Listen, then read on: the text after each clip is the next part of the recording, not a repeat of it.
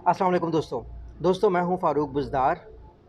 मेरी एक मीटिंग थी जो थोड़ी सी डिले हो गई है, तो मैं सोच रहा हूं कि मैं आज आपको मार्केटिंग की हिस्ट्री बताऊं।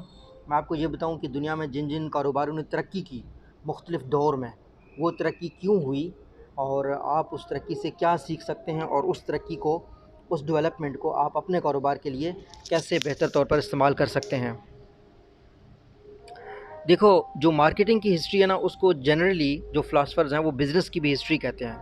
अभी मौजूदा सूरत हाल में मार्केटिंग इतनी पावरफुल हो गई है कि वो तकरीबन जो उसकी मार्केटिंग की फ़िलासफ़ी है ना, वही बिज़नेस की फ़िलासफ़ी होती जा रही है।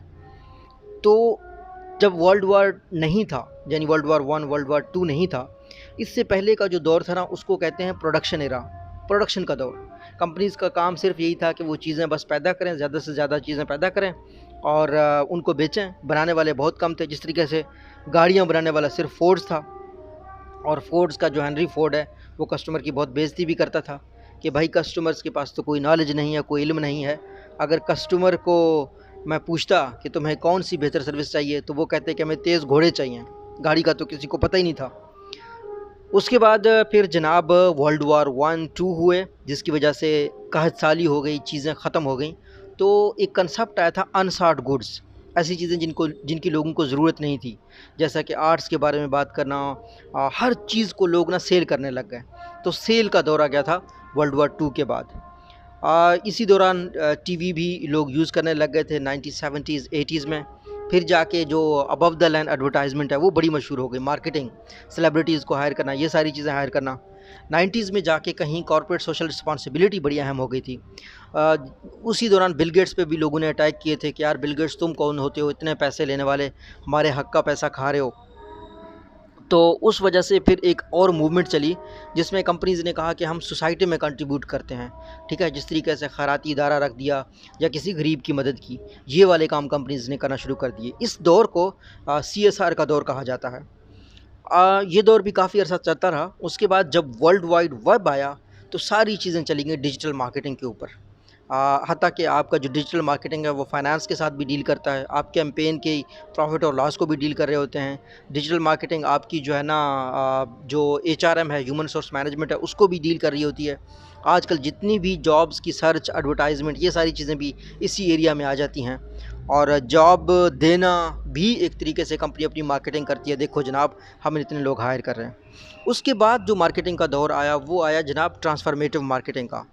ये एक ऐसा दौर है जिसमें एक कंपनी का काम होता है कि वो सबके लिए विन विन सिचुएशन क्रिएट करे। हत्ता कि विन विन सिचुएशन वो अपने जो गवर्नमेंट है उसके लिए भी क्रिएट करे। इसमें एनवायरनमेंट का भी विन विन सिचुएशन है। अब मौजूदा दौर में एक कंपनी को प्रोडक्शन का भी ख्याल रखना पड़ता है, क्वालिटी प्रोडक्ट भी चाहिए उसको मार्केटिंग की भी करनी पड़ती है, उसको CSR भी करना पड़ता है, उसको गवर्नमेंट को भी डील करना पड़ता है, और उसको एनवायरनमेंट से रिलेटेड भी केयरफुल होना पड़ता है, क्योंकि कोई भी कंपनी अगर एनवायरनमेंट से रिलेटेड छोटी मोटी भी गलती करेगी ना, लोग छोड़ेंगे नहीं उसको। अच्छा, इस सब में जो शख्स सबसे ज़्यादा पावरफुल हो गया ना दोस्तों, वो है कस्टमर। वो है कस्टमर। इस वक्त जो जापानीज़ लोग हैं, इस वक्त नहीं बल्कि वो बहुत अरसे से कस्टमर को जो है ना, क्या कहते हैं, कस्टमर को गॉड कहते हैं जापानीज़ लोग। कस्टमर किंग आपने काफ़ी दफ़ा सुना होगा। ये मैं थोड़ा-सा आपको एक प्रैक्टिकल अप्रोच बताना चाह रहा हूँ। पाकिस्तान में एक कंपनी है मेगा सक्सेस पाकिस्तान।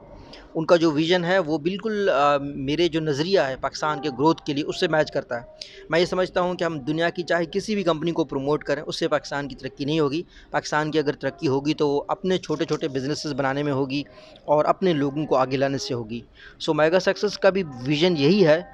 लेकिन उन्होंने कुछ कोर्सेज़ करवाए जिससे जो है ना लोगों ने उनकी कंप्लेंट्स की, और स्टूडेंट्स की कंप्लेंट्स बिल्कुल बजा हैं। उनके पास वीडियो प्रूफ हैं जिनमें वो कह रहे हैं कि हम जो है ना कुछ नहीं सीख पाए इनसे। तो अब मैं जो क्लाइंट्स को एडवाइस करता हूँ वो बेसिकली ऑब्वियसली मैं पैसे लेके एडवाइस करता हूँ, फ्री में किसी को एडवाइस नहीं करता। लेकिन मेरा जो यूट्यूब चैनल है वो बेसिकली इस वजह से है कि मैं नौजवानों की खिदमत करना चाह रहा हूँ। मैं चाह रहा हूँ कि नौजवानों को बेहतर सर्विस मिले। तो इस वीडियो के तहत मेरी ना तो मेगा सक्सेस की टीम से पहले बात हुई है, ना अब बात हुई है। पहले भी मैं उनको विज़न को अप्रिशिएट करता हूँ। हाँ, उनका मैंने अच्छा रिव्यू दिया, वो भी बगैर मिले दिया, सिर्फ उनके विज़न को देख के किया है। उनके टीम को मैंने कॉल करके बात की थी जो उनके रिप्रेजेंटेटिव हैं, सिर्फ मालूमात लेने के लिए, एज एक आम पर्सन बन के। ये नहीं है कि मैं रिव्यू कर रहा हूँ, एक आम कस्टमर बन के बात की थी। तो मुझे उनका काम अच्छा लगा है।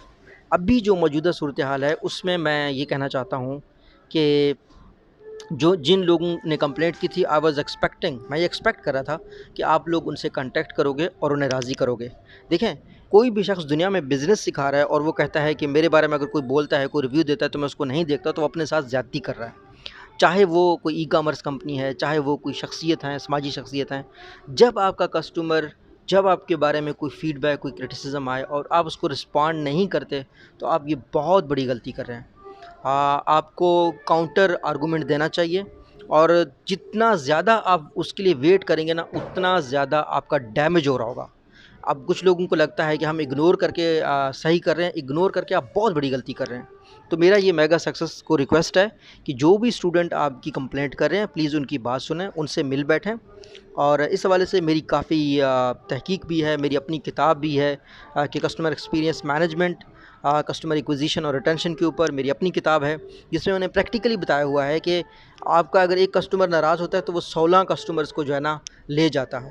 آپ کا اگر جو ایک کسٹمر خوش ہوتا ہے تو وہ صرف 2 کسٹمر کو لے آتا ہے۔ اور یہ ایسی بات نہیں ہے جو کہ میں صرف یہاں پہ کہہ رہا ہوں ویڈیو میں نے پاکستان کے ملین کسٹمرز کے ڈیٹا کو دیکھا ہے، اور کمپلینٹ مینجمنٹ کو میں نے دیکھا ہے، اس کی پالیسی بنائی ہے بڑی بڑی نجی کمپنیوں میں، جن کے 45 لاکھ 4 کروڑ 50 لاکھ کسٹمرز ہیں، ان کے ڈیٹا کو انالائز کر کے دیکھا ہے۔ تو آپ کو لگتا ہے کہ جو شخص کمپلین کر رہا ہے صرف وہی کمپلین کر رہا ہے، اصل میں اس کی بات سن کے آپ کے لاکھوں کسٹمرز خراب ہو رہے ہیں، اور جو ایگزسٹنگ کسٹمر ہیں ان کا موڈ خراب ہو رہا ہے۔ تو یہ میرا میگا سکسیس کو ریکویسٹ ہے کہ ان اسٹوڈنٹس کو اگر یہ ریفنڈ مانگتے ہیں، ان کو ریفنڈ دیں، ان کو کوئی ایڈیشنل کمپنسیشن دے سکتے ہیں وہ دے دیجیے گا۔ اور اس کے علاوہ میں آپ کو بتاؤں، جو ہمارے انٹرنیشنل کولیگز ہیں، جس طریقے سے ڈاکٹر ویوک بندرا صاحب ہو گئے، یا باقی چونکہ ڈاکٹر ویوک بندرا صاحب اسی گاؤں سے ہیں جہاں سے میرا پی ایچ ڈی کا سپروائزر ہے، تو آئی نو ہم ویری ویل۔ وہ اس بندے نے ایک دفعہ ایسے کیا، ایک پروگرام کیا، وہ پروگرام لائیو نہیں ہو سکا، سسٹم میں کوئی ایشو آیا، تو اس کے بعد انہوں نے کافی سارے لوگوں کو فری کورسز دیے تاکہ وہ جو اثر ہے ان کے برے ایکسپیرینس کا وہ ختم ہو جائے۔ آپ اس طرح کا کچھ کر سکتے ہیں، تو پلیز ان اسٹوڈنٹس کو خوش کیجئے تاکہ وہ اچھا فیڈ بیک دیں آپ کا۔ اس طریقے سے آپ ان کو اگنور کر کے آپ اپنا بہت بڑا نقصان کر رہے ہیں۔ اور جہاں تک تعلق ہے میرے ریویوز کا، کافی سارے لوگ بیچارے میری بات سن کے چلے گئے ان کے پاس۔ میں کبھی بھی آپ کو یہ ریکمینڈ نہیں کرتا کہ آپ کہیں پہ بھی کسی کورس کے پیسے دیں۔ میں ہمیشہ کہتا ہوں یوٹیوب سے فری سیکھیں۔ جب یوٹیوب سے سب کچھ اویلیبل ہے تو پلیز یوٹیوب کے علاوہ کہیں پہ بھی آپ نے جو ہے نا وقت ضائع اپنا نہیں کرنا۔ آپ نے کرٹیکل تھنکر ہونا ہے، ایکٹیو تھنکر ہونا ہے۔ ایک کرٹیکل تھنکر کیسے سوچتا ہے، کس طریقے سے کام کرتا ہے، نیچے ڈسکرپشن میں اور کامنٹس میں سارے ویڈیوز دیے ہوئے ہیں، ان کو آپ دیکھیں۔ آپ، مجھے یقین ہے، بہت کچھ سیکھیں گے، فری یوٹیوب سے سیکھنا سیکھیں گے۔ ہمیشہ فری لانسنگ، یوٹیوب کا کورس، امیزون کا کورس، آن لائن ارننگ، اس کے لیے کبھی کوئی پیسے مت دیجیے گا پلیز، خدا کے لیے۔ یوٹیوب پہ سرچ کریں، آپ کو ہزاروں کورسز مل جائیں گے فری میں۔ اللہ ہم سب کا حامی ناصر ہو۔ اللہ حافظ۔